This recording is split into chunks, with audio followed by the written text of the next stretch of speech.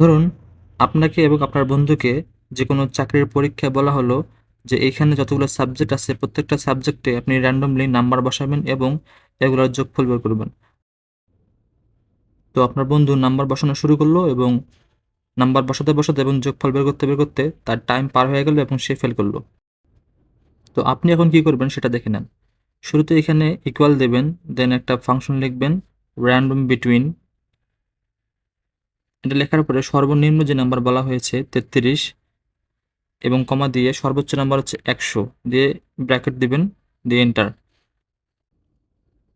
এখন আমরা এই ফাংশনটা কপি করব, করার পরে প্রত্যেকটা সেল আমরা সিলেক্ট করব সাবজেক্টের, দেন আমরা কন্ট্রোল ভি দিয়ে পেস্ট করলাম, এরপরে আবার কন্ট্রোল সি দিয়ে কপি করলাম, দেন এবার আমরা মাউসের রাইট বাটন প্রেস করে ভ্যালুস পেস্ট করে দিলাম।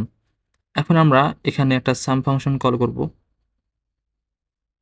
দেন আমরা তিনটা সাবজেক্ট সিলেক্ট করে দিলাম, দিয়ে এন্টার। এবার আমরা এই কর্নারে দুইটা ক্লিক করে দিলাম। আমাদের নাম্বার বসানো এবং এর যোগফল বের করা শেষ হয়ে গেছে।